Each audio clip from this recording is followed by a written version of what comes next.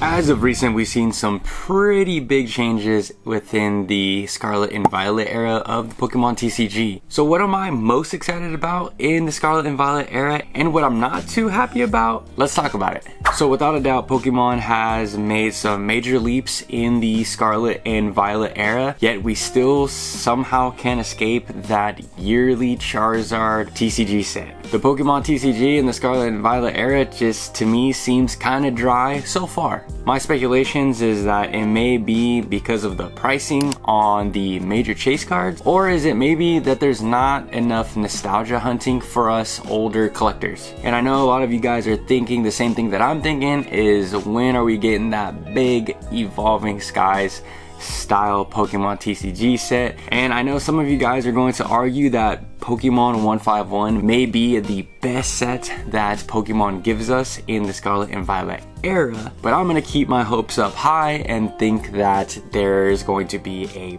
bigger set coming out in the very near future, especially when we look at the timeline from the Sword and Shield era. We still got plenty of time for plenty of amazing sets to come out and for us to get that big set. Paradox Rift is around the corner and I'm personally excited for it. I know that, again, the prices may not reflect that this next set is going to be the big set that we're all looking for because of these pre-sale prices. Some of these pre-sale prices are insane.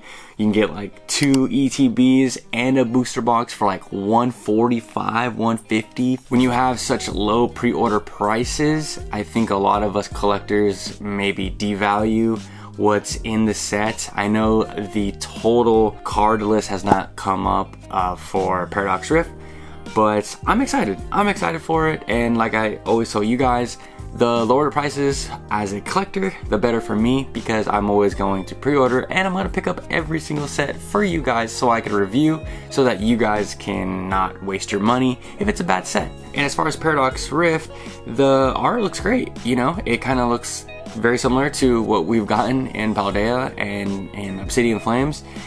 For some reason, the art to me is just kind of blending in with each other. There isn't that, like I said, that huge like set that just wows us. Like it gives us the Umbreon, you know, Giratina, or even the Charizard from Brilliant Stars. There hasn't been, you know, those big major pieces. One change in the Scarlet and Violet era that I absolutely love is the special illustration rares. It's not obviously like a trainer gallery, but kind of is, you know. To me, they're trainer galleries, but alt art quality form. So I absolutely love this addition to the set, and the new name is whatever. I still get confused, but these cards are beautiful. Now that I think about it, the new names were kind of silly. If we look at the Tyranitar from Paldea and the beautiful Raichu from Paldea, those are alt arts. If you put those side by side to, let's say, the Sleepy Tyranitar from Battle Styles, it's the same style, same quality as the alt arts. And on a side note, one of my major complaints as far as like the products coming out is that the products just don't really feel premium, and they don't really feel like they're worth the price. I am a huge collector box person. I love to keep some collection boxes in my sealed collection, and I want to have like a big bookshelf style collection where I just like can pick them out.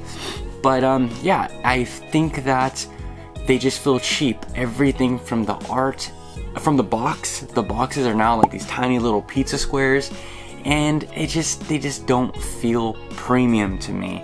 They don't feel like they're worth my dollar. Even the Pokemon 151 Alakazam box that I just bought, it just looks cheap. They don't really.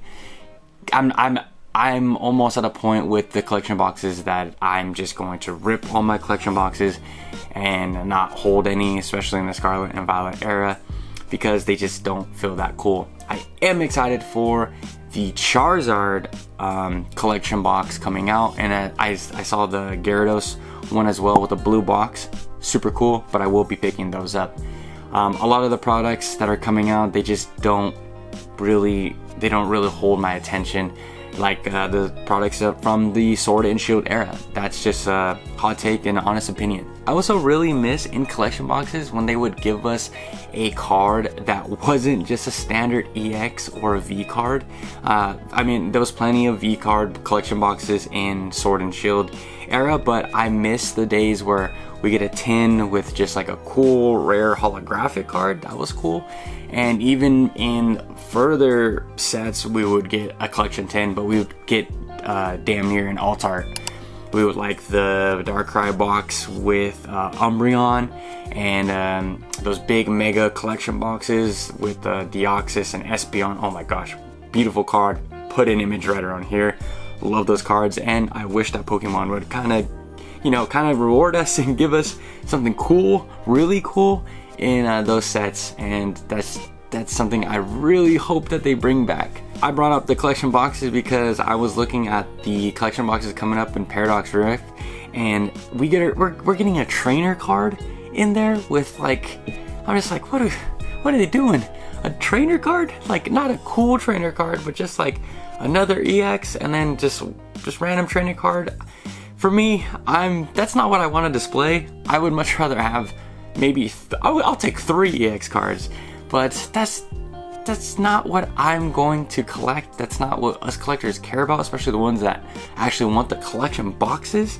I still feel like Pokemon is still trying to figure out this era, and they are maybe a little bit out of touch to what us collectors want.